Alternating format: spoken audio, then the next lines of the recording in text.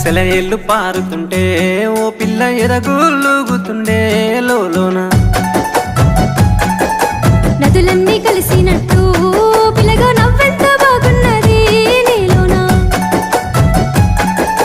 గాజుల సప్పులు గలుగల్లు మోగంగా గజ్జెల పట్టీలు గంతేసి ఆడంగా వరిగడ్డి మోపు ఎత్తి